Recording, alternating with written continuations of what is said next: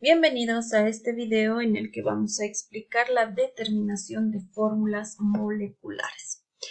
Cabe recalcar que toda fórmula molecular debe estar antecedida por su fórmula empírica, dado que necesitamos la masa molecular del compuesto sobre la masa molecular de la fórmula empírica. Entonces, no podemos calcular fórmula molecular si no tengo la fórmula empírica. Veamos el siguiente ejemplo. Dice, consideremos un compuesto covalente cuya fórmula empírica, aquí ya nos está diciendo que tenemos una fórmula empírica, se determina como carbono 1, hidrógeno 2, oxígeno 1. Acá ya nos están dando la fórmula empírica. Quiere decir que ya no necesitamos encontrar la fórmula empírica. Si se determina que la masa molecular del compuesto es de 180 unidades. ¿Qué quiere decir? Que tenemos una masa sugerida del compuesto. Entonces lo que vamos a hacer es lo siguiente. Tenemos la fórmula empírica, tenemos la masa molar y necesitamos el peso molecular de la fórmula empírica. Para eso nos están dando la fórmula. Calculamos. Carbono pesa 12 según la tabla periódica. Tenemos un carbono, entonces 12 por 1, 12. Hidrógeno pesa 1, tenemos 2 hidrógenos en la fórmula empírica, 2 por 1, 2. Oxígeno pesa 16, tenemos un solo oxígeno en la fórmula empírica, 16 por 1, 16. Sumados nos dan 30, un peso o una masa molecular de la fórmula empírica, 30. Entonces, la fórmula molecular se calcula el peso sugerido, quiere decir que nos están dando el problema, sobre el peso molecular de la fórmula empírica. 180 entre 30 es igual a 6. Este 6 va a llegar a multiplicar a los subíndices de la fórmula empírica. Entonces, tengo mi fórmula empírica carbono 1, hidrógeno 2, oxígeno 1. Este 6 va a multiplicar al subíndice del carbono, que llegaría a ser 1 por 6, 6. El subíndice del hidrógeno es 2, 6 por 2, 12.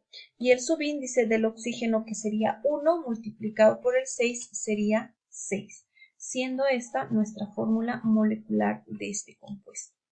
Veamos qué pasa si no nos dan la fórmula empírica, como es el ejemplo. Dice, la nicotina, un alcaloide de la familia de las solanáceas, que es el principal responsable de la naturaleza adictiva de los cigarrillos, contiene 74% de carbono, 8% de hidrógeno y 17% de nitrógeno. Si sabemos que 40,57 gramos de nicotina contienen 0,25 moles de nicotina. O sea, nos están dando un peso o una masa sugerida de la nicotina.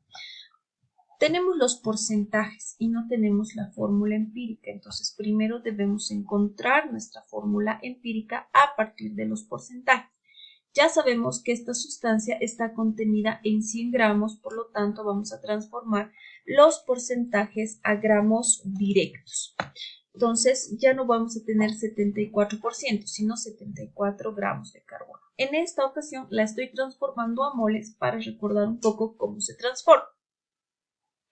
12 moles de carbono equivalen a 1 mol, teniendo 6,163 moles de carbono. Pasamos al hidrógeno. Tenía 8,710% de hidrógeno. Ahora tendremos 8,710 gramos de hidrógeno. Un gramo de hidrógeno equivale a 1 mol, teniendo como 8,624 moles de hidrógeno. Por último, teníamos 17,27% de nitrógeno. Ahora tenemos 17,27 gramos de nitrógeno. 14 gramos de nitrógeno equivalen a 1 mol de nitrógeno, teniendo 1,233 moles de nitrógeno.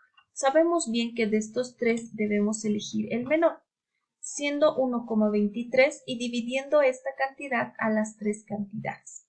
6,163 moles entre 1,235 es igual a 5.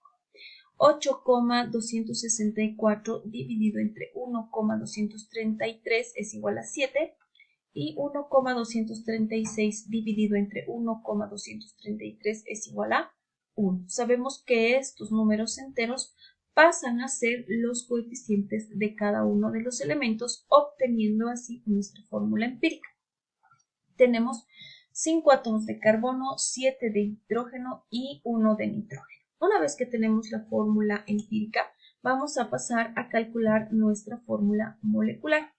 Entonces, nosotros sabemos que nuestro peso sugerido del compuesto es 162,3 gramos del compuesto y el peso molecular de la fórmula empírica es 81,13. Dividiendo estos dos, tenemos un igual de 2 unidades, lo que quiere decir que este número entero va a pasar a multiplicar a cada uno de los subíndices de nuestra fórmula empírica. Antes teníamos 5 carbonos, ahora por 2 tendremos 10 carbonos. En la fórmula empírica teníamos 7 hidrógenos, ahora en la molecular tendremos 14 hidrógenos. Teníamos un nitrógeno en la fórmula empírica, en la molecular tendremos 2 nitrógenos. De esta forma encontramos nuestra fórmula empírica. ¿Ok? Muchas gracias por su atención.